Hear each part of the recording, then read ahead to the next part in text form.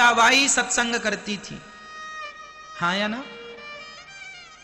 कौन है? सीता जी रावण के यहां उदास बैठी थी। उसी समय हनुमान जी चढ़ गए पेड़ पर, अशोक के वृक्ष पर, और क्या हुआ? रामचंद्र गुण वर्णे लागा। आपको याद हो तो आगे बोलो। सुनता ही सीता कर दुख भागा। ये सुंदरकांड की चौपाई है। हनुमान जी गए, उन्होंने देखा कि माता सीता तो बहुत दुखी हैं। अच्छा, उसी समय रावण आया। रावण कहता, मास दिवस कर कहा ना माना, तो मैं मारा भी काड़ी कृपाना। तूने 1 महीने के अंदर मेरी बात नहीं मानी, तू मेरी तरफ देखती क्यों नहीं है सीता? तू एक बार मेरी तरफ देख ले, मैं मंदोदरी जैसी रानियों को तेरे चरणों की सेवा में लगाऊंगी, और तू मेरी महारानी बन के रहना लंका में। एक बार मुझे देख। तो सीता मां तिनका का सहारा लेकर रावण से बात करती है। तृणधरी ओट कहत वैदेही, सुमरी अवधपति परम सनेही, सुन दस मुख खग्योत प्रकाशा, कबहू की नलिनी करही प्रकाशा। कहा सूर्य और कहा जुगनू। तो जुगनू बन के तू सूर्य को डरा रहा है, तेरी यह हैसियत? सीता मां ने फटकार लगाई, पर रावण ने भी माता सीता को बहुत परेशान किया। हनुमान जी ऊपर से देख रहे थे सब नजारा, कुछ बोल नहीं रहे थे। जब रावण चला गया, तलवार निकाल लिया, मैं मार डालूंगा सीता भी, तू मुझे इतना अपमानित कर रही है, जलील कर रही है। तो मंदोदरी ने हाथ पकड़ लिया, ना, नारी पर हाथ उठाएंगे तो लोग आपको महान नहीं कहेंगे। समझाया, रावण चला गया। सीता मां रो रही हैं, हे आकाश, इतने सारे तारे तुझ में हैं, एक मेरी तरफ क्यों नहीं गिरा देता? जरा सी आग मिल जाएगी तो मैं जलकर भस्म हो जाऊंगी। हे तारा, एक तो मेरी तरफ आ जा, मुझे थोड़ी सी अग्नि तो कोई दे दो, मैं जल के मर जाऊं। अब मुझसे सहा नहीं जाता ये अत्याचार, रावण का कष्ट। हनुमान जी सब देख रहे थे, चुपचाप खड़े थे, वहां बैठे छिपे थे। तभी हनुमान जी को लगा कि सीता मां बहुत दुखी हैं, यदि इनका दुख दूर करना है तो एक ही उपाय है। क्या क्या क्या? केवल भगवान की कथा। क्या? कथा का उल्टा करो, क्या हुआ? कथा, थका। कथा का उल्टा थका, मात्रा यहां कर दीजिए, थका हो जाएगा। जन्म जन्म की थकावट हमें और आपको है। देखो ना, मैया इतनी थकी हैं बेचारी, जब से देख रहा हूं बस सो ही रही हैं मस्त। थकावट है, आने जाने में हो ही जाती, कोई आप तो आराम कीजिए, हो जाती है।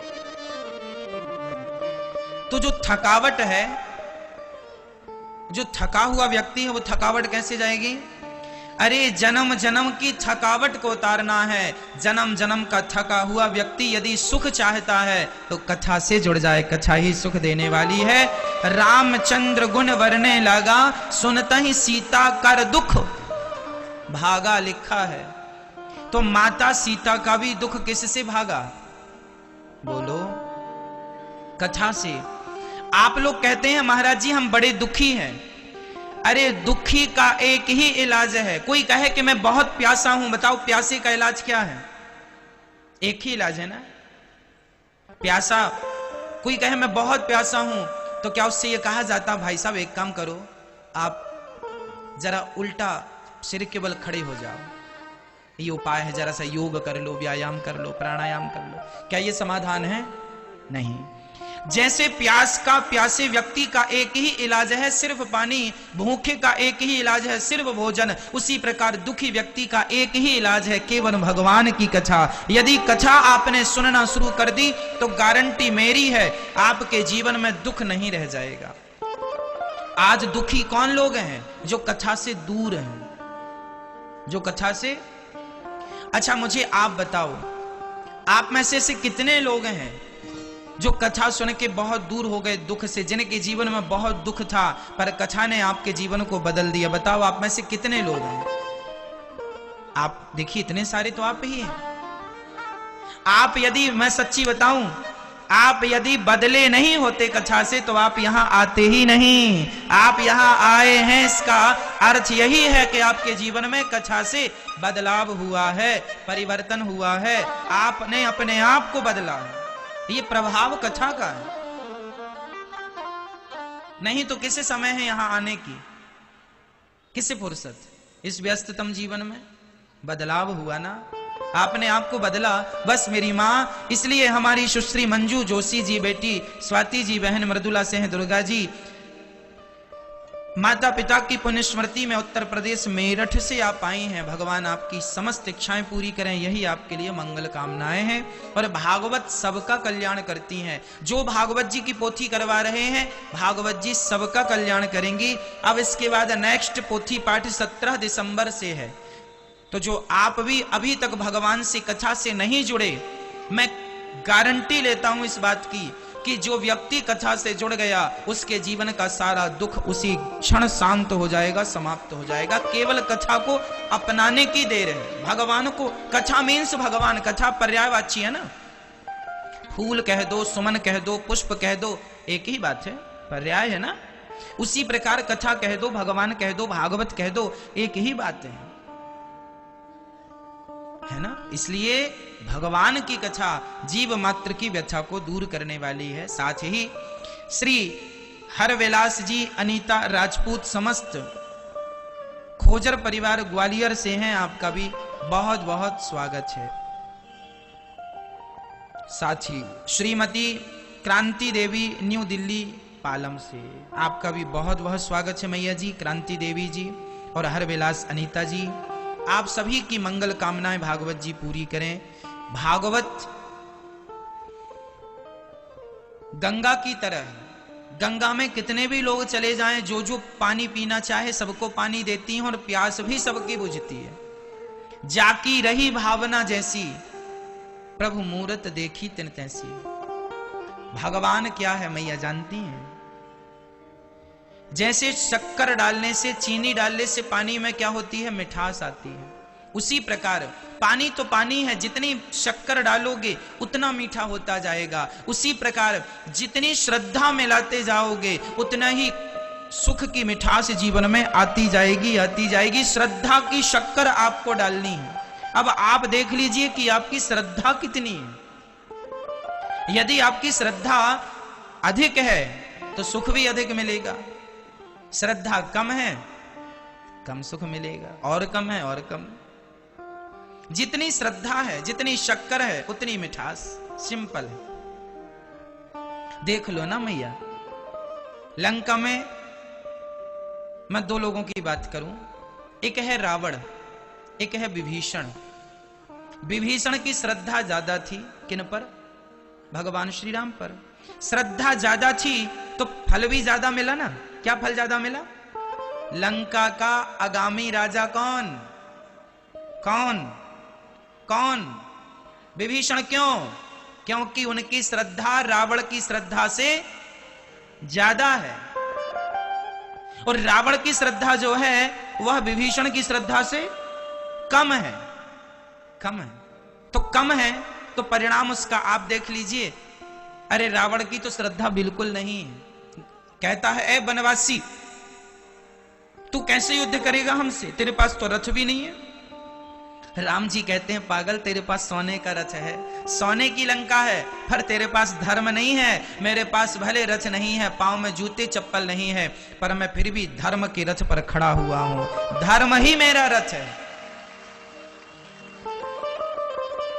तो अर्थ यही निकला कि श्रद्धा विभीषण की थी तो राम जी ने राजा बना दिया, और नहीं थी रावण की तो आज भी गली गली पुतले जल रहे हैं।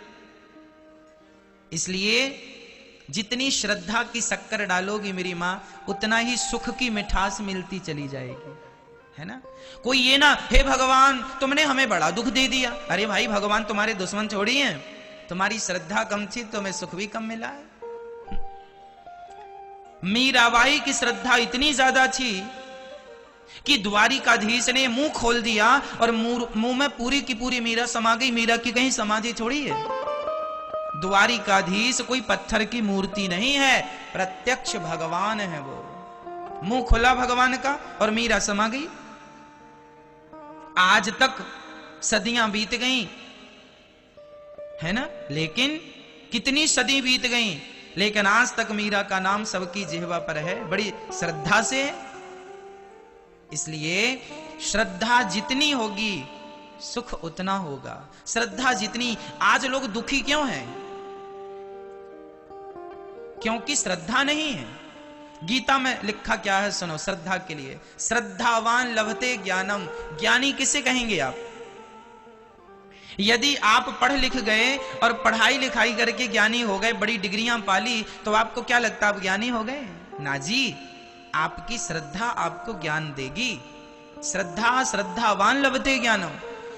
शिष्य की श्रद्धा गुरु जी पर हो, गुरु चरणों में हो, तो गुरु कृपा से ही उसे ज्ञान मिल जाता है। इसलिए श्रद्धा जरूरी है। इसलिए आज से आपको 7 दिन तक क्या रखनी है? केवल श्रद्धा रखनी है। श्रद्धावान लभते ज्ञानम। जिसकी जितनी श्रद्धा होगी वह उतना भगवान के करीब होगा। आइए अब प्रवेश करते हैं पावन सी भागवत की कथा में। अच्छा, भागवत की कथा शुरू होने के पहले उनमें 6 अध्यायों की महिमा है। पहले हम आपको महिमा सुनाएंगे कि भागवत सुनने की महिमा क्या है। किस किसने भागवत सुनी? आपको पता है भागवत सबसे पहले किसने सुनी थी? भागवत सबसे पहले किसने सुनी बताओ? सुनी किसने थी? सुखदेव जी ने तो सुनाई थी। भागवत के सबसे पहले श्रोता हैं राजा परीक्षित और पहले वक्ता हैं श्री सुखदेव भगवान। कहां पर यह कथा हुई थी? शुकताल, गंगा के किनारे। राजा परीक्षित का प्रश्न था कि मुझे 7 दिन में मरना है, बताइए मैं क्या करूं? सुखदेव भगवान ने कहा कि जिसके जीवन में ओनली 7 वर्ष बचे हैं, 7 दिन बचे हैं, उनके लिए केवल भगवान की कथा है। देखो, ऑप्शन कथा ही है, दूसरा कोई ऑप्शन नहीं है ना। फिर सुनो, इसके बाद भागवत को सबसे पहले इसके बाद धुंधकारी ने सुनी थी, है ना मैया जी? आप धुंधकारी को जानती हैं? जानती? क्यों, आपके पड़ोस में रहता है क्या?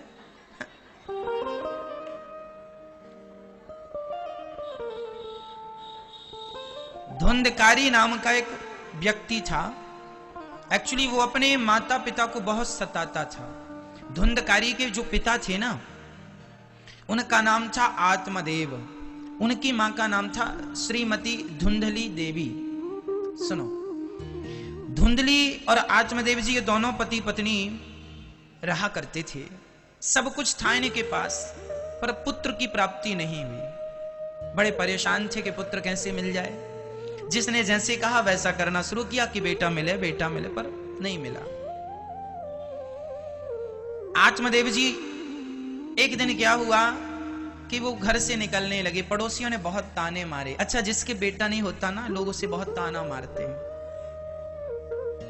आज भी हम बड़े पढ़ लिख गए हैं, 21वीं सदी में है मेरी माँ, पर फिर भी आज के युग में भी लोगों की विचारधारा बदली नहीं है, सोच बदली नहीं है। आज भी लोग पुत्र के लिए बहुत लालायत रहते हैं। बेटा हो गया तो खुशी और बेटी हो गई तो दुखी। जबकि ये सोच बिल्कुल गलत है। अरे बेटी हो या बेटा हो, विधाता का प्रसाद मान के दोनों में हैप्पी रहना चाहिए, खुश रहना चाहिए। क्यों जी? लेकिन बेटी होगी, किसी के छोरी होगी तो छोरी नहीं हुई, ऐसा लगता घर में चोरी हो गई। और छोरा हो गया तो ढोल नगाड़े बजने लगे। और खासकर इन सब्जेक्टों पे पुरुषों का ध्यान बिल्कुल नहीं रहता, अधिक महिलाओं का इसमें ध्यान रहता है। पुरुष को कोई लेना देना नहीं है कि बेटा है कि बेटी है, बढ़िया है दोनों। कई बार उन महिलाओं को, जैसे घर में सासू मां है, सासू को बड़ा लेना देना रहता। अरे बेटी हुई है, बहू बेटा ही हो तो बहू के हाथ में है क्या कि बेटा ही हो? अरे जो विधाता ने दिया है खुशी से रखो, और नहीं मिला तो भी प्रसन्न रहो। कुछ चीजें विधाता के हाथ में है, इसलिए हमें इनके मामलों में परेशान नहीं होना चाहिए। बेटी और बेटा लगभग सेम है, इसलिए हमें परेशान नहीं होना है। अच्छा, आप लोगों को बेटा चाहिए? कितने लोग हैं महाराज जी हमें बेटा दे दो, बेटा चाहिए, कुछ आशीर्वाद दो, बिहारी जी की कृपा हो, बेटा ही हो, बेटा ही हो। अरे भाई, जो होना है होगा। और बेटा तुम्हें चाहिए क्यों? एक सज्जन से हमने पूछ लिया, क्यों जी तुम्हें बेटा ही क्यों चाहिए? अरे महाराज जी, हमारे कुल का नाम रोशन करेगा। हमने कहा तुम भी तो अपने बाप के ही बेटे हो, तुमने कितना नाम रोशन कर लिया अपने कुल का, खानदान का? तुमने कितना कर लिया? तुमसे हुआ नाम रोशन? क्या बच्चे से उम्मीद लगाए बैठे हो? अरे भाई, बच्चे क्या रोशन करेंगे कुल को? आप खुद ही क्यों नहीं अपने कुल को अमर कर लेते? नाम रोशन आप खुद ही क्यों नहीं कर लेते? क्या स्वामी विवेकानंद जी ने अपने पुत्र का इंतजार किया था कि बेटा ही आएगा तब नाम रोशन होगा देश का या मेरे कुल का, खानदान का? क्या तुलसीदास जी ने भी पुत्र का इंतजार किया था कि पुत्र आएगा तो रामचरितमानस लिखेगा? क्या सूरदास जी ने भी इंतजार किया था? बोलो, तो तुम क्यों इंतजार कर रहे हो? जो करना है तुम खुद ही करो ना। नाम रोशन करना है कुल का, कुछ ऐसा कर लो ना कि नाम हो जाए। बेटा करेगा नहीं करेगा, कौन गारंटी लेगा इस बात की? इसलिए जरूरी नहीं है कि नाम रोशन करने के लिए पुत्र चाहिए। आप जहां हैं, जितने हैं, जैसे हैं, उसी से बहुत कुछ हो सकता है। क्या मीराबाई को पुत्र की जरूरत पड़ी नाम रोशन करने के लिए? कुल का, खानदान का या स्वयं का? बताओ, मुझे जवाब दो। क्या मीराबाई को बेटे की जरूरत पड़ी खानदान को रोशन करने के लिए? हाँ या ना? नहीं। तो फिर आपको क्यों जरूरत है बेटे की? जो दे विधाता रख लो, नहीं तो परमात्मा का नाम जपने के बाद कुछ पाने की इच्छा नहीं रह जाती। तो एक उन्हें पा लिया तो फिर किसी को पाना शेष नहीं है, सब मिल गया। इसका जीता जागता उदाहरण मीराबाई है। मीरा के कोई संतान नहीं थी तो नाम बताओ। लेकिन फिर भी आज तक अमर है। और तुम्हारे 10-10 बच्चे हो जाएं तो पड़ोसन नहीं जानती तुम्हें कौन हो तुम। क्यों जी? बड़े बड़े शहरों में तो नीचे भी लोग रहते हैं, ऊपर भी रहते हैं, उसके ऊपर भी रहते हैं। तुम्हारे 4 भी बच्चे हैं तो ऊपर वाली को पता ही नहीं कि तुम्हारे बच्चे कौन हो, तुम कौन हो। बड़े बड़े शहरों में पता है कि नीचे हमारे घर के कौन रहता है, ऊपर घर के कौन रहता? बताइए, नहीं पता होता। मीरा को जगत जानता है और तुम्हारे घर में तुम्हारे पड़ोसी तुम्हें नहीं जानते। अर्थ क्या निकला? बेटा हमारी पहचान नहीं है। हमारी पहचान है हमारा स्वभाव, हमारा नेचर, हमारे संस्कार। हम क्या बताएं? अगर निर्भर बनोगे, दूसरों पर गिड़गिड़ाओगे तो अपना मान भी सम्मान भी सब कुछ गवाओगे। निर्भर नहीं। एक सज्जन से हमने पूछा बेटा क्यों चाहिए? महाराज हम मर जाएंगे, चिता में आग कौन लगाएगा? बेटा ही तो लगाएगा। हमने कहा पागल, दुनिया एडवांस हो गई, आजकल बेटों की जरूरत ही नहीं है, मशीन ही जला देती है। बताओ जी, अभी कोरोना काल में किनके बेटे काम आए? लगा पाए चिता में आग? हाँ या ना? पैदा किया था ना इसलिए कि चिता में आग लगाएगा, नहीं लगा पाया ना। फिर आजकल तो एडवांस टेक्नोलॉजी है भाई। एक तरफ से आदमी डालो, दूसरी तरफ से राख निकलती है, 3 दिन का इंतजार भी नहीं करना पड़ता। वो जमाना अलग था कि एक दिन चिता जलाने गए थे, 3 दिन बाद राख उठाने जाएंगे। आजकल तो हाथों हाथ राख भी मिल जाती है तुरंत। कहां इस जमाने में तुम सोच रहे हो कि बेटा हमें इसलिए चाहिए चिता में आग लगाए? भाई तुम मरो तो आग लगाने वाले बहुत हैं। क्यों जी? फिर इसलिए बेटा चाहिए तो क्यों? आज लोगों को यह उद्देश्य ही नहीं पता कि बेटा क्यों चाहिए। आज मैं आप सबसे मेरा सवाल है, बताइए आपको बेटा क्यों चाहिए? आप कहेंगे कि मेरा कुल का नाम रोशन करे इसलिए बेटा, यह जवाब गलत है। आप कहेंगे मेरी चिता को आग कौन लगाएगा, यह भी जवाब भी गलत है। महाराज जी मेरे बुढ़ापे का सहारा बनेगा बेटा। अच्छा, ये गौरी गोपाल वृद्धाश्रम में वृद्ध माएं रहती हैं, किसी के 1 बेटा है, किसी के 2 हैं, किसी के 3 हैं, किसी के 4 हैं, किसी के 5 हैं, किसी के 6 हैं, किसी के 7 जिनके बच्चे हैं वो वृद्ध माएं भी यहाँ रहती हैं। उनके 7 बच्चे होने पर भी वो अपनी माँ को गिलास भर पानी ना दे पाए, ये दास अनिरुद्ध उन माओं की सेवा करता है। तुम कहते हो कि बेटा बुढ़ापे में सहारा बनेगा, तो जिनके बेटे हैं उनके कौन से सहारा बनेगा बेटे? 5-5 बच्चों के होने पर भी 2 रोटियां मां के नाम पे नसीब नहीं है मां को। तो तुम बच्चे पैदा करने में लगे हो इसलिए कि बुढ़ापे का सहारा बनेगा, पहले देख लो।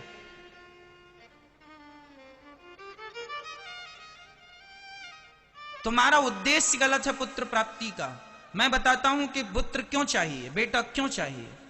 बेटा मेरा सहारा बनेगा, ये थिंकिंग, ये सोच, ये विचारधारा, ये पुरानी सोच है। अपडेट करो अपने आप को। आजकल कोई बेटा किसी मां बाप का सहारा नहीं बनता।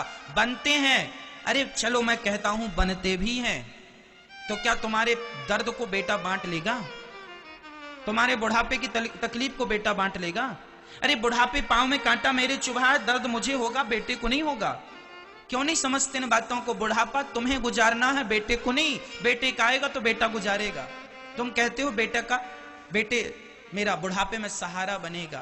बुढ़ापे का सहारा बेटा नहीं होता मेरी मां, सोच गलत है, घुसा लिया है कचरा दिमाग में। बुढ़ापे का सहारा बेटा नहीं है, बुढ़ापे का सहारा भगवान होते हैं। भगवान ही सबके सहारे हैं। मेरे तो गिरधर गोपाल, दूसरों ना कोई। तुमने कचरा बिठा रखा अपनी खोपड़ी में। यदि बुढ़ापे का सहारा बेटा है तो फिर क्यों यहां गौरी गोपाल वृद्धाश्रम वृद्ध माएं रहती हैं? फिर क्यों नहीं बने उनके बच्चे सहारा? यदि तुम्हारा यह सेंटेंस सही है तो पर जवाब दो। गलत है ये सेंटेंस आपका, ये कहावत या जो भी आपने बनाई कि बुढ़ापे का सहारा बेटा। बुढ़ापे का सहारा बेटा नहीं है, बुढ़ापे का सहारा केवल भगवान है। कहो भगवान से, हे नाथ मुझे किसी से गिलास और पानी लेने की जरूरत ना पड़े। भगवान के लिए रोइए, भगवान को पुकारिए। बुढ़ापे मैं कहता हूं कि तुम्हारा बेटा नहीं है और तुम्हें भगवान पर श्रद्धा है तो तुम्हारे अच्छा मुझे ये बताओ, जिनका कोई नहीं होता क्या उनका बुढ़ापा नहीं गुजरता? बोलो, क्या उनका बुढ़ापा नहीं गुजरता? कौन गुजारता है? अरे भगवान ही किसी ना किसी रूप में आकर के, यदि तुमने कभी भी एक बार भी श्रद्धा से उन्हें पुकारा होगा ना मेरी मां जिंदगी में, तो वो तुम्हारा सहारा बन के तुम्हारे जीवन में तुम्हारा दुख हरने के लिए जरूर आएंगे। ये विश्वास रखना। वही तुम्हारे बेटे हैं, वही हैं सब कुछ तुम्हारे। भगवान करे आपका बेटा श्रवण है और श्रवण ही रहे। भगवान करे आपका बेटा खूब आपके पांव दबाए, खूब आपकी सेवा करे, फिर भी मन भगवान में लगाना। आपका बेटा आपके पांव दबाता है, आपका बेटा आपका ख्याल रखता है, अच्छी बात है ना, पर फिर भी आप अपना मन भगवान में लगाएं, इसमें क्या बुराई है मुझे बताओ।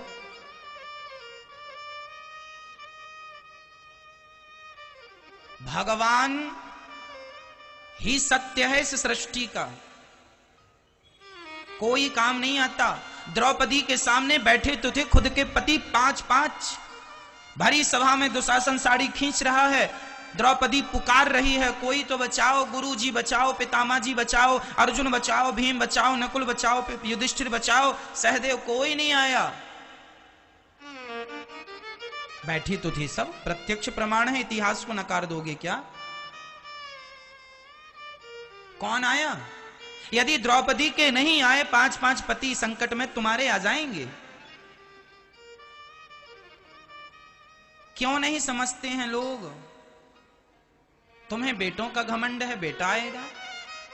हैं जिनके 5 उनके कहां आ रहे हैं? इसलिए जब कोई नहीं आया द्रौपदी के सामने, तब द्रौपदी ने दोनों हाथ उठा दिए, हे गोविंद। द्रौपदी जानते हैं मेरी मां, हम सबके लिए सबक बन गई कि देखो दुनिया वालों, तुम भी दुनिया वालों पे पूरा विश्वास करते हो, पर परिणाम उस विश्वास का ये है कि मैं बुला रही हूं पर कोई देखने को भी तैयार नहीं है। पर एक आवाज लगाई, जरा गोविंद आओ। बस उसी समय भगवान द्वारिकाधीश द्वारिका में बैठे भोजन कर रहे थे। रुक्मणी जी गरम गरम रोटियां परोस रही थी और थाली सामने थी। रुक्मणी जी बार बार कहें, गोविंद खा लो, ठंडा हो रहा भोजन। अब द्वारिकाधीश कैसे बताएं कि रुक्मणी रुक जरा, वहां मेरी बहन लुट रही है। तो किसी ने कहा, जल्दी से जाते क्यों नहीं है प्रभु? भगवान ने कहा, कैसे चला जाऊं, मेरी बहन मुझे बुलाएगी तब तो जाऊंगा। अरे भगवान ने आने में देर नहीं लगाई मेरी माँ, द्रौपदी माँ ने बुलाने में देर लगाई है। तुमने बुलाया ही देर से है, इसलिए वो आए देर से हैं। सही वक्त में बुलाया होता तो इतनी भी जितनी खिंच गई वो भी तो ना खिंचती। तुम कर लो दुनिया का भरोसा। मैं बता दूं आपको, आप किसी के साथ 1 लाख अच्छाई करना, 1 लाख बार अच्छा करना, और जरा एक बार आपसे गलती हो जाए तो जिसके साथ तुमने 1 लाख अच्छाई की है ना, वो 1 लाख अच्छाइयों को भूलकर तुम्हारी एक गलती को आगे रखेगा, कहेगा देखो तुमने हमारे साथ ये गलती की। ये दुनिया के लोग तुम्हारे दोष ढूंढते हैं, ये दुनिया के लोग तुम्हारी गलतियां खोजते हैं। एक भगवान है जो गलतियों में भी एक अच्छाई ढूंढता है कि मेरे भक्त की कोई तो अच्छाई होगी जिसके बल पर मैं इसे भवसागर से पार लगा दूं। विश्वास करना ही है तो पुत्रों से ज्यादा भगवान पे कीजिए। भगवान से मैं बार बार कहूंगा, तुम्हारा बेटा बहुत अच्छा हो, श्रवण की तरह हो, खूब सेवा करता हो, लेकिन फिर भी विश्वास भगवान पे होना चाहिए। आखिरी वक्त में वही काम आएंगे। अजामिल नाम के एक व्यक्ति का नाम तो सुना होगा। अजामिल का बेटा खेल रहा था बगल में, और मौत का समय आया तो अजामिल ने बुलाया, अच्छा बेटे को, दूरे क्रीडन का सक्तम पुत्रम नारायणावयम प्लावितेन स्वरेण उच्चैराजुहावा। जितेंद्रिया, बेटा नारायण सुन लो मेरी पुकार, बेटा नारायण बचाओ, यमदूत आ रहे हैं, डर लग रहा है। बेटे नारायण को बुलाया, संयोग से उसके बेटे का नाम नारायण था, और नारायण मेरे भगवान का नाम है। बुलाया तो उसने बेटे को, लेकिन चूंकि नाम नारायण निकला तो भगवान ने सुन लिया, बेटा काम नहीं आया, भगवान का नाम काम आ गया। बस तुम कितने भी 4-6 बच्चे और पैदा कर लो, हमें कोई बुराई नहीं है,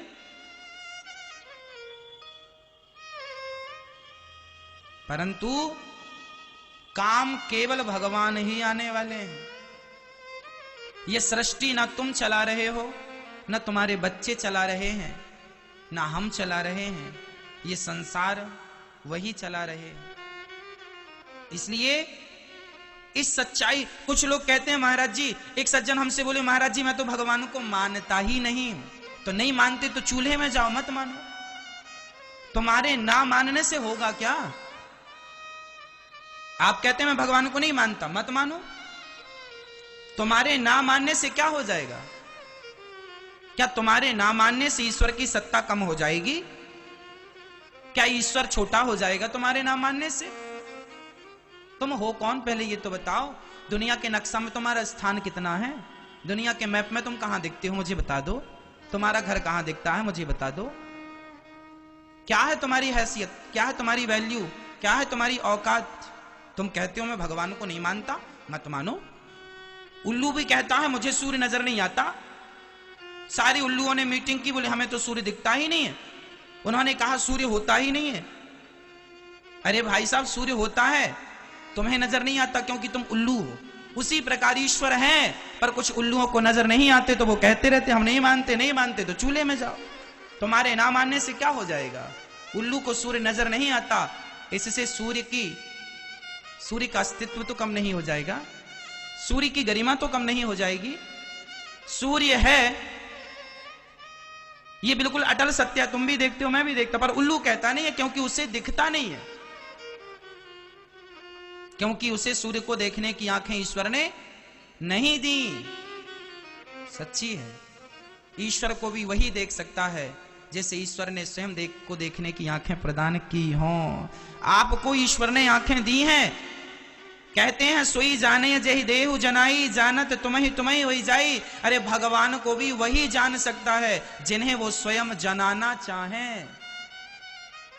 वो नहीं जनाना चाहेंगे तो तुम्हारे जन्म लग जाएंगे। चलो मैं उदाहरण देता हूं। एक थे अर्जुन, एक था दुर्योधन। दुर्योधन क्या भगवान श्री कृष्ण को जान सका? कौन है ये? वो क्या कहता है? ग्वाला है ये, ग्वाला। दुर्योधन भगवान कृष्ण को क्या कहता है? एक ग्वाला है ये। भगवान शांति दूत बनकर आए तो सैनिकों से कहता है बंदी बना लो ग्वाले को। बड़ी बातें कर रहा है शांति की। कहता है 5 गांव दे दो पांडवों को, मैं सुई की नोक बराबर जगह भी, जितनी जगह में सुई टिक जाती है उतनी जगह भी पांडवों को नहीं दूंगा। ग्वाला, बंदी बना लो इसे। भगवान ने अपना विराट रूप दिखाया, चक्कर में पड़ गया, फिर भी नहीं समझा। और यहां अर्जुन भगवान के सामने हाथ जोड़कर खड़े हैं। क्यों? भगवान अर्जुन को अपना रूप, अपनी भक्ति देना चाहते थे, सो दे दिए। भगवान अपनी भक्ति जिनको देंगे वही भक्ति कर पाएंगे। अरे भक्ति की भिक्षा भी तो सबको नहीं मिलती। आज आप वृंदावन बैठे हैं, ये आप अपने भाग्य से नहीं, ये भगवान की कृपा से बैठे हैं। तुम्हारे भाग्य में ये नहीं था, लेकिन कहते हैं कि भाग्य को भी भगवान की कृपा बदल सकती है।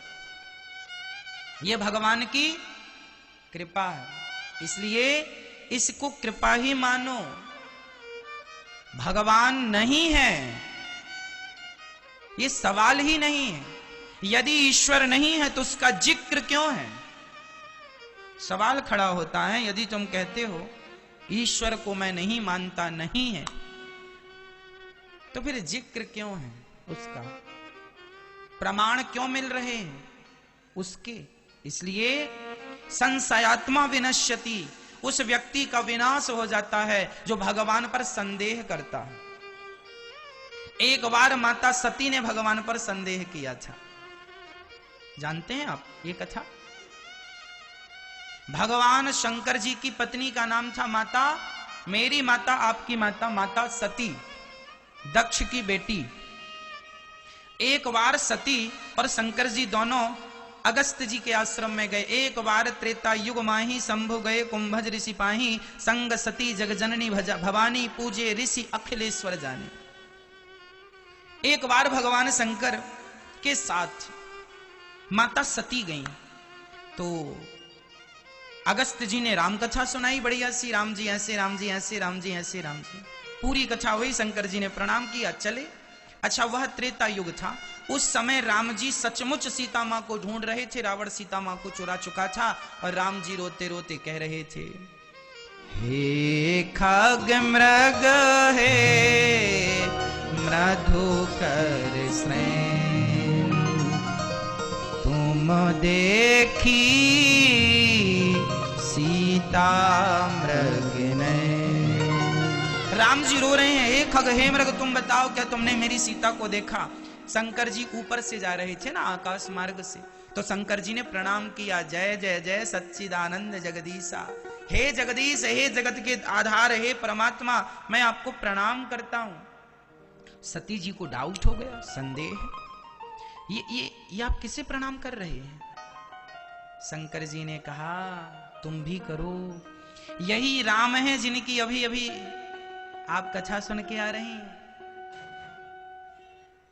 अच्छा, यही है? सती को लगा कि राम राम, जिन्हें खुद की पत्नी के बारे में पता नहीं कि कहां है, वो कैसे भगवान हो सकते? यदि ये भगवान होते तो ये जान ना लेते कि मेरी पत्नी को रावण ने चुरा लिया। शंकर जी ने कहा, पगली, शंकर जी सती को कह रहे हैं, अरे पगली, पति कहता ना पत्नी को, अरे पगली सुन। शंकर जी कह रहे हैं, पगली, ये भगवान हैं और लीला कर रहे हैं। सती जी बोली, ना, आज आपने भांग ज्यादा पी ली है और आप नशे में हैं, किसी को भी प्रणाम कर रहे हैं। ये भगवान भगवान नहीं है, ये आप थोड़ा ठीक करो अपने दिमाग को। शंकर जी बोले, संदेह ना करो पगली, वो भगवान है, प्रणाम करो। सती जी बोली, ना, मुझे देखो ये संदेह है। अरे माता सती को भी भगवान पर डाउट था, संदेह था, तो आज के आम लोगों को भगवान पर संदेह हो जाए, इसमें कोई आश्चर्य नहीं है। माता सती को संदेह हो गया। अरे सती को छोड़ो, भागवत में मैं सुनाऊंगा आगे आपको, ब्रह्मा जी को भी संदेह हो गया था। भगवान कृष्ण जी एक बार अपनी बाल लीला कर रहे थे, ग्वाल वालों के संग कढ़ी खा रहे थे, जूठी। तो ब्रह्मा जी को लगा, ये कैसा भगवान जूठी कढ़ी खाता है? तो बछड़े और ब्रजवासी चुरा लिए थे। एक बार इंद्र को भी संदेह हो गया था, तब तो मूसलाधार पानी बरसाया, तब तो भगवान को गोवर्धन उठाना पड़ा था। क्या इंद्र को पता नहीं था कि भगवान है? लेकिन भगवान पर इंद्र भी मोहित हो गए। मोह्यंत यत् सूर्यः, ब्रह्मा जी भी मोहित हो गए और माता सती भी मोहित हो गई। शंकर जी मुस्कुरा रहे हैं, माता सती मोहित हो गई, शंकर जी मोहित क्यों नहीं हुए? शंकर जी को मोह क्यों नहीं हुआ? यदि आप लोग कहते हैं कि भगवान तो है ही नहीं, ये कृष्ण जी कोई भगवान है, ये राम जी कोई भगवान है, यदि कोई ऐसा कहे, इन शब्दों का प्रयोग करे, तो समझ लेना कि इनकी बुद्धि भगवान ने मोहित कर रखी है। इन्हें कुछ भी समझ में, शंकर जी ने लाख समझाया पर माता सती को समझ में, मैं भी आपको लाख समझाऊं पर आपको समझ में नहीं आएगा। यदि आपको संदेह है तो, यदि श्रद्धा है तो समझ में आ जाएगा, पर संदेह है तो समझ में, फिर संदेह का क्या होता है? संशयात्मा विनश्यति। संशय जो ईश्वर पर करता है उसका एक ही समाधान है, केवल विनाश। अभी माता सती के साथ क्या होगा सुन लीजिएगा। माता सती नहीं मानी और शंकर जी ने कह दिया, जो तुम्हारे मन अति संदेह हो तो तुम जाए परीक्षा ले हो। तुम्हें बहुत संदेह है ना सती, तो जाती क्यों नहीं राम जी की परीक्षा ले लो। सती जी बोली ये आइडिया अच्छा है। माता सती सीता का रूप बनाकर चल पड़ी। राम जी आ रहे थे, सीता कहां हो, सीता कहां हो। अब सती जी सामने सीता बन के खड़ी हो गई। राम जी मैं आ गई, रावण के यहां से भाग के आगे आ गई। राम जी अवाक रह गए। सीता, राम जी ने कहा माता जी प्रणाम। सती को लगा यहां और भी कोई है क्या। राम जी बोली और कोई नहीं है, बस आप ही हैं। माता जी प्रणाम, मैं दशरथ जी का बेटा राम, आप मेरा प्रणाम स्वीकार करें। सती जी की तो पसीने छूटने लगे, मैं तो सीता बनकर खड़ी हूं और आप ये मुझे माता माता। राम जी पहचान गए, माता जी जंगल में अकेली डोल रही हो, शंकर जी कहां हैं। अब सती जी को कन्फर्म हो गया ये हमको ही कह रहे हैं। शंकर जी का नाम लिया। अब सती जी तुरंत अपने रूप में आ गई और किसी ने राम जी से कहा प्रभु आपने पहचान कैसे लिया। सती जी ने कहा आपने पहचाना, मैं तो सीता बन के खड़ी थी। राम जी ने कहा प्लास्टिक सर्जरी करा के कोई अपना स्वरूप तो बदल सकता है, पर स्वभाव कहां से बदलेगा। मेरी सीता वो सीता है जो सदा राम के पीछे खड़ी होती है। आप आगे खड़ी हैं, आगे तो मां ही खड़ी हो सकती है, मेरी सीता कभी खड़ी नहीं हो सकती। यह गुण है मेरी सीता का। माता सती घबरा गई, समझ गई कि ये सब जानते हैं भगवान है। शंकर जी ठीक कह रहे थे, लीला कर रहे हैं, वो लीला कर रहे हैं। पशु पक्षी तुम ही मृग बता दो सीता, जानते सब हैं। जिनके शरीर के रोम रोम में ब्रह्मांड लटके हैं, ब्रह्मांड निकाया निर्मित माया, रोम रोम प्रतिवेद कहें, उन्हें कौन जगाएगा, कौन सती जी तुरंत वापस आई। शंकर जी ने कहा हो गई परीक्षा। सती जी ने झूठ कह दिया, कछु ना परीक्षा लीन गुसाई, कोई परीक्षा नहीं ली, आपकी तरफ प्रणाम करके हम चली आई। शंकर जी समझ गए कि मेरी पत्नी ने भगवान की परीक्षा ली है और मेरी पत्नी ने मेरी मां का रूप बनाया है। सीता तो मेरी माता है ना। शंकर जी सीता को क्या मानते हैं? अपनी माता। तो मेरी माता का रूप बना लिया आपने, अब मैं पत्नी के रूप में आपको स्वीकार नहीं कर सकता। उस दिन से शंकर जी ने माता सती को स्पर्श नहीं किया और 87,000 वर्षों की अखंड समाधि में शंकर जी चले गए। फिर दक्ष ने कनखल में यज्ञ कराया, सबको बुलाया, शिव जी को नहीं बुलाया। उस यज्ञ में सती जी बिना बुलाए गई हैं और सती जी उस यज्ञ में शिव जी का अपमान देखकर योग अग्नि में जलकर समाप्त हो गई। देखो, ईश्वर पर संदेह करने का परिणाम यह होता है, जलकर समाप्त हो गई। गीता में लिखा है ना, संशयात्मा विनश्यति।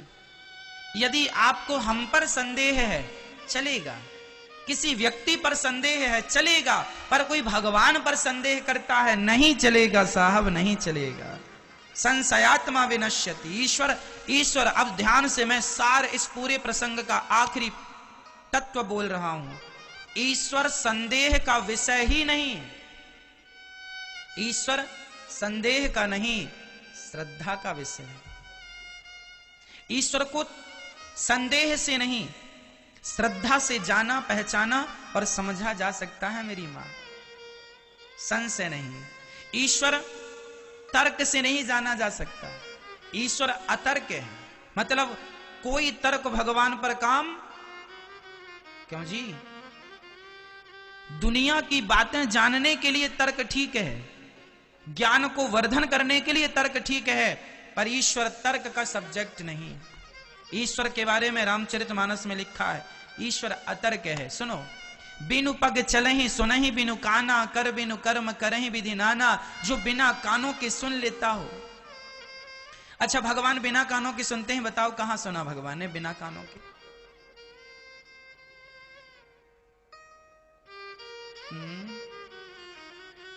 मैया हो गया व्हाट्सएप खेल लो, चला लो थोड़ा और।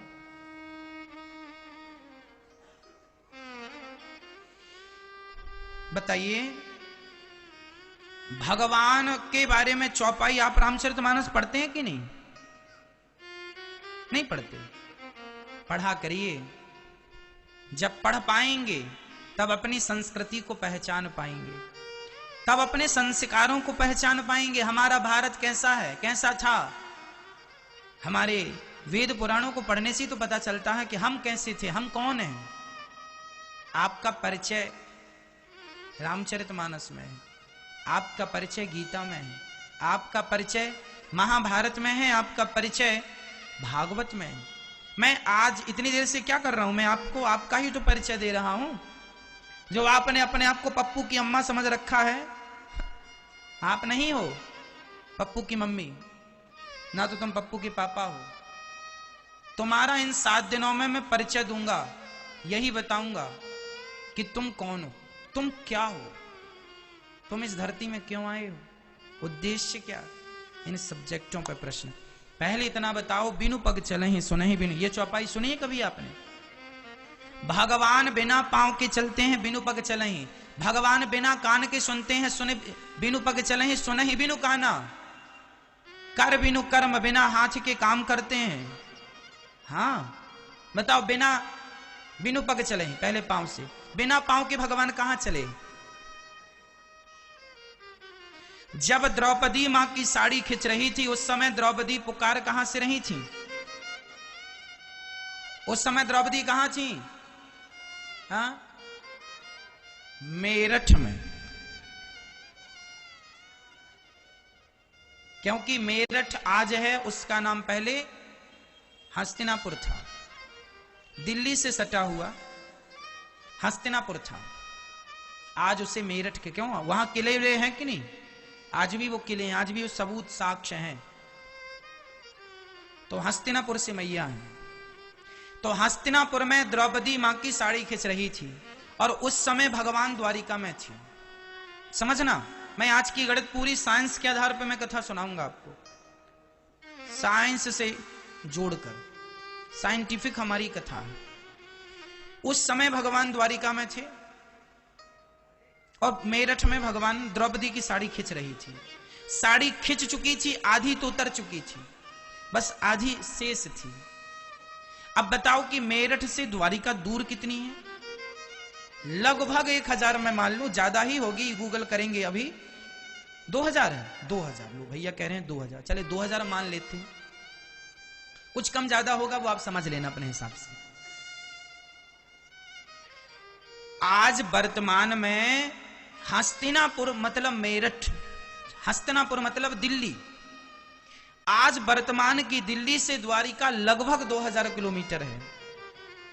और उस समय द्रौपदी की साड़ी आधी उतर गई थी। जब द्रौपदी ने दोनों हाथ उठाकर पुकारा, द्वारिकाधीश मेरी रक्षा करो, तो बताओ साड़ी आधी उतरने के बाद समय कितना लगता है पूरी उतरने में? उतने कम समय में भगवान द्वारिका से आए और साड़ी बढ़ाई कि नहीं? हाँ या ना? इसका मतलब है, अरे एरोप्लेन कितनी भी तेज चलती होगी, इतनी तो नहीं चलती होगी, क्यों जी? बैठने में, लैंडिंग करने में तो समय लगेगा, है? चढ़ने में, उतरने में। पर भगवान लगभग 2 सेकंड भी नहीं लगा होगा और दौड़ के आ गए। और साड़ी बढ़ती गई, दुशासन थक गया।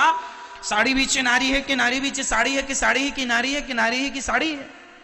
द्रौपदी ने कहा, मूर्ख, ना साड़ी बीच नारी है, ना नारी बीच साड़ी है, ना साड़ी है कि नारी है, ना नारी है कि साड़ी है। ये तो वृंदावन विहारी है, चीर बनकर खिंच रहा है। ये तो द्वारिकाधीश है। बोलिए द्वारिकाधीश भगवान की। ऐसे भगवान पांव वाला क्या इतना फास्ट चल सकता है? पर भगवान चले। ईश्वर है, करतुम अकर्तुम अन्यथा करतुम सर्व सामर्थ्य, nothing is impossible, everything is possible. ईश्वर है, उनमें असंभव जैसा शब्द उनकी डिक्शनरी में नहीं है। तो भगवान बिना पांव के चल गए कि नहीं? चल गए। अच्छा चलो दूसरी सुन लेते। बिनु पग चले सुना ही बिनु काना, बिना कान के सुन लिया। तो द्रौपदी तो पुकार रही थी यहां मेरठ में, हस्तिनापुर में, और द्वारिका में उस जमाने में तो टेलीफोन भी नहीं था कि फोन लगाई हो द्रौपदी के द्वारिकाधीश आओ। तो बिना कान के कैसे सुन लिए? अरे हम बिना कान के नहीं सुन सकते, हम बिना टेलीफोन के नहीं सुन सकते, पर वो भगवान है, वो भगवान है। यहां बैठी चींटी भी यदि कुछ गुनगुना रही होगी तो उस चींटी की आवाज भी भगवान सुन रहे होंगे। वो परमात्मा है। ईश्वर के लिए असंभव शब्द का प्रयोग नहीं होता। क्यों जी? असंभव हमारे लिए कुछ हो सकता है, ईश्वर के लिए असंभव। बताओ, सुई के छेद से हाथी और घोड़ा निकल सकता है या नहीं? हां या ना में उत्तर दो, हां या ना में उत्तर दो। सुई के छेद से हाथी और घोड़ा निकल जाएगा? बोलो हां या ना। नहीं, आप कह रहे हैं ये आपके लिए असंभव है। आप ठीक कह रहे हैं, क्योंकि आपके लिए असंभव है, लेकिन भगवान की डिक्शनरी में हो सकता है। कैसे हो सकता? मैंने काल के बता दूं, अब भी बताता हूं। मैया यशोदा ने कहा, लाला मुंह खोल, तने माटी खाई है? ना मैया मैंने माटी ना खाई। चल मुंह खोल। जरा सा मुंह खोला, इतना सा, इतने से मुंह में पूरा ब्रह्मांड नजर आया। हाँ या ना? अतल वितल सुतल तलातल रसातल महातल पाताल, स्वर्ग लोक, सत्य लोक, ब्रह्म लोक, भुवर लोक, भूर लोक, सब नजर आया। इतना सा मुंह, बच्चे का मुंह कितना बड़ा होता? जरा सा होता। इतने से मुंह में पूरा ब्रह्मांड, जिसके इतने से मुंह में पूरा ब्रह्मांड समा सकता है, उसकी सुई के छेद से तो एक दो ब्रह्मांड भी निकल सकते हैं। आश्चर्य क्या है? तुम हाथी घोड़े की बात करते हो, हम तो पूरा ब्रह्मांड निकलवा दें, पूरी पृथ्वी घुस जाए सुई के छेद से। ब्रह्मांड निकाया निर्मित माया, रोम रोम प्रतिवेद कहें। जिनके रोम रोम में ब्रह्मांड समाये हैं, उनके लिए कुछ असंभव है। तो भगवान बिना कान के सुनते हैं, हाँ या ना? द्रौपदी की पुकार क्या कान से सुनी? बताओ मेरी मां, मैया जी, क्या द्रौपदी की पुकार कान से सुनी गई? ना, बिना कानों के सुनी गई। बिनु पग चलही सुनही बिनु काना, कर बिनु कर्म, बिना हाथ लगाए काम कर देते हैं। बिना हाथ लगाए भगवान काम कर देते हैं। अच्छा, बिना हाथ लगाए द्रौपदी की साड़ी बढ़ गई कि नहीं? क्या हाथ लगाने गए थे भगवान? पहनाने गए थे द्रौपदी को साड़ी, बिना हाथ लगाए साड़ी बढ़ गई कि नहीं? तो गोस्वामी तुलसीदास जी ने जो जो लिखा है सब सिद्ध हो गया। इसमें किसी को संदेह है? मेरी मां, फिर कहूंगा, ईश्वर संदेह का नहीं, श्रद्धा का विषय है। आत्मदेव जी के कोई संतान नहीं थी। आप लोग पुत्र के लिए ज्यादा परेशान ना हुआ करो। भगवान दें तो रखो, नहीं दें तो भगवान का चिंतन करो। बेटा सबसे बड़ा धन नहीं है, भगवान ही सबके धन है। सबसे पायो जी मैंने राम रतन धन पायो। आप कहते हैं बेटा मेरा धन है, बेटी मेरा धन है। ना जी, फिर यहां आप गलत बोलते हैं। धन कौन है? पायो जी मैंने राम रतन धन। धन क्या है? कृष्ण धन है, राम धन है, हमारो धन राधा, श्री राधा, श्री राधा। वृंदावन के रसिक गाते हैं, बड़े प्रेम से गाते हैं, हमारो धन राधा, श्री राधा। इसलिए भगवान से कहते हैं कि अपने दोनों हाथ मेरे सिर पर रख दो। कहूंगा कि श्रद्धा बड़ी चीज होती है। मैया बैठ जाओ मेरी मां। सभी लोग बैठ जाओ बिल्कुल शांत होकर, शांति से, शोर ना करना।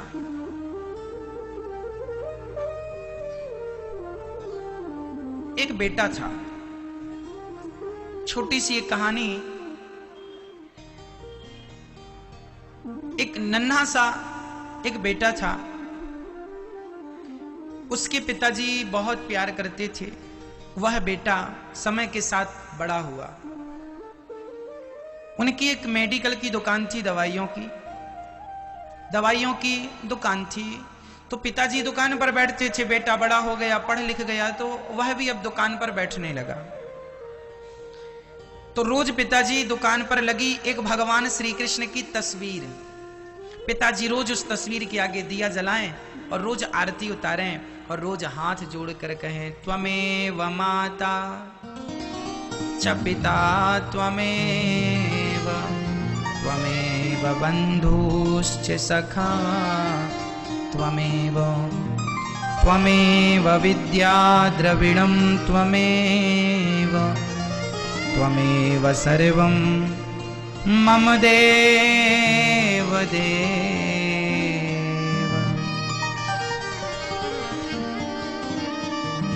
क्या हुआ? एक पिताजी अपने बेटे से कहते हैं, बेटा देख ये भगवान है, इनको तू प्रणाम किया कर। बेटे की कोई श्रद्धा नहीं थी भगवान पर, तो बेटा पिताजी से कहता, पिताजी आप ही पूजा करो, आप ही पाठ करो, मैं तो साइंस का स्टूडेंट हूं, मैं तो विज्ञान को जानता हूं, मैं ईश्वर को जानता पहचानता मानता नहीं। पिताजी बहुत समझाएं कि बेटा ये भगवान है, कृष्ण है, भगवान है, कृष्ण है। पर बेटा चूंकि साइंस की पुस्तकें पढ़ चुका था, उसे लगा कि भगवान भगवान कुछ होते नहीं हैं, ऐसा उसने कहा। चलो कोई बात नहीं, पिताजी ने जोर नहीं लगाया, समझाना काम था, समझाया। दुकान चलाता है, बाकी अच्छा है बेटा, संस्कारी है, ना गुटखा ना तंबाकू ना सिगरेट ना गांजा ना बीड़ी, कुछ नहीं, सादगी से जिंदगी जी। पिताजी संतुष्ट थे, कोई बात नहीं, जीवन अच्छा है, स्वभाव अच्छा है, व्यवहार अच्छा है, चलेगा। बहुत दिन हुए, एक दिन पिताजी ने अपने बेटे से कहा, बेटा अब मेरा बहुत बुढ़ापा आ गया है, कभी भी मर जाऊंगा, तू मेरे से एक छोटा सा प्रॉमिस कर, वायदा कर। हाँ पिताजी बताओ क्या वादा करना? बेटा मेरे मरने के बाद दुकान पर जो भगवान श्री कृष्ण की तस्वीर लगी है ना, मुझे पक्का विश्वास है मेरे मरते तू भगवान की तस्वीर हटा देगा, क्योंकि तुझे तो विश्वास भगवान पर है नहीं। मेरा एक प्रॉमिस है तेरे से, तू मेरे से वादा कर, मुझे एक वचन दे कि मेरे मरने के बाद भी इस दुकान पर यह तस्वीर तू हटाएगा नहीं, और कभी भगवान ना करे तेरे पे कोई संकट आए। देख बेटा, यदि भगवान पर तुझे विश्वास नहीं है तो कोई बात नहीं, मत कर, पर एक बार भगवान को आजमा कर देख लेना। यदि आजमाने के बाद वो खरा उतर जाए तेरी कसौटी पर, तो तू विश्वास करना, अन्यथा विश्वास मत करना। पिताजी ने कह दिया, बेटे ने सुन लिया। कुछ दिनों के बाद सच्ची पिताजी गुजर गए। अब बेटा अकेला दुकान पर बैठता, ग्राहकों को संभालता, अच्छी खासी कमाई करता, घर जाता, परिवार को चलाता। पर अभी उस बच्चे के अंदर, उस बेटे के अंदर कोई श्रद्धा नहीं थी। एक दिन वो शाम के समय, सर्दियों का मौसम था, हल्की हल्की बारिश थी, उसने अपनी दुकान की शटर नीचे की, आधी गिराई, और उसके दोस्त आए तो दुकान के अंदर बैठकर ही ताश खेलने लगा। ताश खेल रहा था कि तभी एक नन्हा सा बालक उसकी दुकान में आया। भैया भैया क्या ये दवाई मिलेगी? मैंने सारी दुकानें देख ली, सारी दुकानें बंद हैं, ये दवाई नहीं मिली तो मेरी मां मर जाएगी, डॉक्टर ने कहा है जल्दी लेकर आओ। और मेरा इस माँ के सिवा कोई नहीं है। नन्हा सा 5-6 साल का एक बालक था, उस बालक का माँ के सिवा कोई नहीं था और माँ भी बीमार मौत की सैया पर पड़ी थी। ये दवाई मिल जाएगी तो शायद प्राण बच जाए, ऐसा उस बच्चे ने कहा। तो उसने पर्ची देखी और बैठे बैठे ही एक शीशी उठाई और उसने उस बच्चे की तरफ खिसका दी, ये लो ये दवाई। अच्छा, जब वो दवाई खिसका रहा था उस समय उसका ध्यान ताश के पत्तों पर था और दवाई उसने खिसका दी। बच्चा दवाई लेके चला गया कि दवाई मिल गई। अच्छा, बच्चा वहां से गया, तभी इसका ध्यान गया तो उसने ध्यान से देखा तो उसने वो चूहे मारने की दवाई दे दी है। क्योंकि चूहे मारने की दवाई के बगल में ही वो दवाई थी और वो बैठा बैठा उसका ध्यान ताश के पत्तों में था, तो बैठा बैठा खिसकाया तो खिसकने में उसकी वो दवाई तो नहीं खिसकी, चूहे की दवाई खिसकाई और चूहे मारने की शीशी उसने बच्चे को दी। अब उसने तुरंत ताश के पत्ते वहीं पटके अपने दोस्तों को भगाया, यार बड़ा अपराध हो गया, आज मैंने एक बच्चे की मां को मार डाला, ये चूहे की दवाई खाएगी ना मर जाएगी। कह रहा था वो नन्हा सा बच्चा, मेरी मां मेरे सिवा कोई नहीं है और वो बहुत बीमार है, दवाई दे दो। ये दवाई तो बहुत कारगर है जो लिखी थी डॉक्टर ने, पर मैंने तो चूहे की दे दी। बच्चे को तो पता नहीं कि चूहे की दवाई, वो तो पढ़ भी नहीं सकता। अब तो वो बालक हाल बेहाल हो गया, यहां घूमे, कहां बाहर निकल के देखा बच्चा कहां से आया था, कोई नहीं बताया कि बच्चा कहां से आया कहां चला गया। सब हार करके दुकान पर बैठा, सोचने लगा आज एक निर्दोष स्त्री, एक माँ मर जाएगी, वो बच्चा अनाथ हो जाएगा, मैंने चूहे की दवाई उसे दे दी। माँ मैंने क्यों ये गलती की, क्यों वो अपने आप को कोसने लगा। तभी पिता की बात याद आई। पिता ने कहा था, बेटा कभी ईश्वर को एक बार आजमा करके देखना, कभी ईश्वर को एक बार आजमा करके देखना। उस बच्चे ने, उस मेडिकल वाले भाई ने हाथ जोड़कर पहली बार श्रद्धा से, मैं आज शुरू से आपको यही कह रहा हूं, श्रद्धा, आज पहली बार उस व्यक्ति ने श्रद्धा से तस्वीर की तरफ देखा और भगवान श्री कृष्ण से हाथ जोड़कर कहा, हे प्रभु मैं वैसे तो आपको मानता नहीं हूं, मेरी कोई श्रद्धा नहीं है, पर फिर भी मेरे पिता ने कहा था कि तुम हो, यदि तुम हो तो आज अपना होने का सबूत दो, यदि तुम हो तो आज उस बच्चे, वो बच्चा कौन था, कहां से आया था, मुझे पता चल जाए तो मैं मान लूंगा कि तुम भगवान हो। हे विधाता, मैंने कभी आपको माना नहीं, मेरी ईश्वर पर श्रद्धा नहीं है, पर मैंने आज तक किसी का दिल भी तो नहीं दुखाया, आज मेरे कारण उसकी मां मर जाएगी, मैं अपने आप को कभी माफ नहीं कर पाऊंगा। हे विधाता, हे श्याम सुंदर, हे कृष्ण कन्हैया, यदि तुम सच्चे हो तो आज मुझे उस बच्चे का पता बता दो कि वो बालक कौन था, कहां से मैं जाकर उसकी कोई मदद कर दूं, नहीं तो जीवन भर अफसोस करता रहूंगा। अभी वो ये प्रार्थना कर ही रहा था कि वो नन्हा सा बालक फिर उसकी दुकान में दौड़ता हुआ आया, भैया क्या ये दवाई मिलेगी? उसने बड़े आश्चर्य से देखा, ये बालक तो वही है। भैया ये दवाई, हाँ मिलेगी, ये बता कि तूने वो जो दवाई मैंने दी थी वो तूने मां को खिलाई तो नहीं? उस बालक ने रोते हुए कहा, भैया जो आपने दवाई दी थी ना, वो दवाई मैं लेके घर गया, लेकिन आंगन में मेरा पांव फिसल गया और वो दवाई जाके पत्थर से टकराई, शीशी टूट गई, सारी दवाई बिखर गई। भैया मुझे लगा आपकी दुकान बंद हो जाएगी तो मेरी मां मर जाएगी, मैं दौड़ता हुआ फिर आया। उस व्यक्ति ने उस बच्चे को हृदय से लगाया और तुरंत ईश्वर को धन्यवाद दिया, वाह विधाता, मैं मान गया कि यदि तुझ पर कोई विश्वास कर ले तो तू कभी किसी के साथ बुरा नहीं होने देता। उस बच्चे को गोद में लेकर वो दवाइयां लेकर गया, वह व्यक्ति अपनी दुकान बंद किया, उसकी मरती हुई मां को हॉस्पिटल में भर्ती कराया, जो खर्चा हुआ खुद से दिया और बड़ी श्रद्धा से, बड़े प्रेम से उसने उस बच्चे की मां की जिंदगी बचाई, हॉस्पिटल में भर्ती कराया और उसकी मां स्वस्थ हो गई। उसे बहुत सुकून मिला, बहुत तसल्ली मिली कि चलो आज मेरे द्वारा एक पुण्य का काम हो गया, कोई मरता हुआ बच गया। उसने तुरंत वापस आकर दुकान में जाकर अपने पिता के वचनों को याद किया और पहली बार भगवान की तस्वीर में जो धूल जमा थी, धूल को साफ किया और श्रद्धा से दिया जलाया और उसने सबको कहना शुरू किया, भैया ईश्वर को ना मानने में कोई फायदा नहीं है, लेकिन ईश्वर को मानने में बहुत फायदा है, इसलिए फायदे में रहो। परमात्मा ये सृष्टि को चलाने वाले हैं, यदि श्रद्धा से कह दिया जाए ना तो भगवान आज भी सुनते हैं। भगवान बहरे नहीं है, लाख आंख से देख रहा है तुझे देखने वाला। सहस्त्र शीर्षा पुरुषः सहस्त्राक्षः, सहस्त्रपात जिनके सहस्त्र हजारों कान, हजारों हाथ, हजारों पांव, वो भगवान है। उस परमात्मा को, उस ईश्वर को भला उसमें कोई अश्रद्धा का तो सवाल ही खड़ा नहीं होता। इसलिए सिर्फ श्रद्धा, सिर्फ विश्वास, अविश्वास की तो कोई गुंजाइश नहीं। इसलिए आत्मदेव जी की कोई संतान नहीं थी।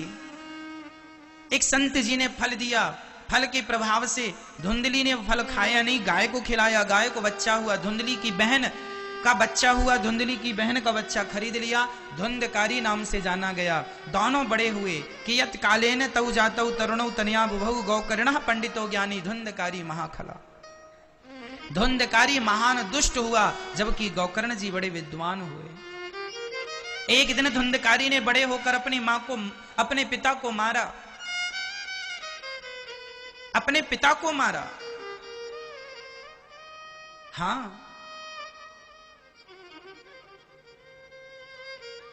क्यों मार रहे हो भाई पिता को? चल पैसे निकाल, पैसे दो। नहीं दिया गौकर्ण जी, आत्मदेव जी ने पैसा मारा। तब गौकर्ण जी ने आकर उन्हें उपदेश दिया। प्रिय भक्तों, भगवान कैसे हैं? सच्चिदानंद रूपाय विश्वोत्पत्त्यादि हेतवे तापत्रय विनाशाय श्री कृष्णाय वयम नमः। जो सत्य चित आनंद, उन्हें नमस्कार। सुखदेव भगवान का जन्म हुआ, जन्म लेते ही सन्यास लेने गए। 88,000 संत बैठे थे नैमिषारण्य में। सूत जी का आगमन हुआ। सूत जी से शौनक आदि ऋषियों ने पूछा कि बताइए, हम सभी को कृष्ण प्राप्ति कर्म शाश्वत साधनम तद्वदाधुना, कृष्ण की प्राप्ति का कोई साधन बताइए। बताइए कि कृष्ण की प्राप्ति कैसे हो, कोई साधन बताइए, कोई उपाय बताइए। तब कहा कि ये भागवत देवता भी तरसते हैं सुनने को। भागवत सुनने एक बार सुखदेव जी राजा परीक्षित को भागवत सुना रहे थे, तभी वहां पर इंद्र आ गए और इंद्र ने कहा, सुखदेव जी ये भागवत हमें सुना दो, हमें सुना दो। ये स्वर्ग का अमृत आप राजा परीक्षित को पिला दो और बदले में ये भागवतामृत हमें पिला दो, हमें पिला दो। सुखदेव जी ने कहा, क्वा सुधा क्व कथा लोके क्व काचः क्व मणिर्महान् ब्रह्मरातो विचार्यैवं तदा देवान् जहास्यः। सुखदेव जी हंसे, अरे इंद्र, आप श्रद्धा लेकर आते तो मैं आपको ये अमृत पिला भी देता, पर आप तो सौदागर बन के आए हैं। ये कथा सौदागरों की नहीं, श्रद्धालुओं की है। इसलिए सुखदेव जी ने इंद्र को अधिकारी ना समझकर उन्हें भागवत नहीं सुनाई। तुम भागवत सुनने के अधिकारी नहीं हो भैया, भागवत सुनने के अधिकारी भी सब नहीं है। आप सुन रहे हैं, भगवान की कृपा है। कुछ लोग यहां बैठकर भी नहीं सुन रहे हैं। क्यों? क्योंकि भगवान की कृपा भी नहीं हुई है, इसलिए बैठे यहां है, सुन नहीं रहे। क्योंकि भगवान की कथा वही सुन सकता है ना जिन पर उनकी कृपा है।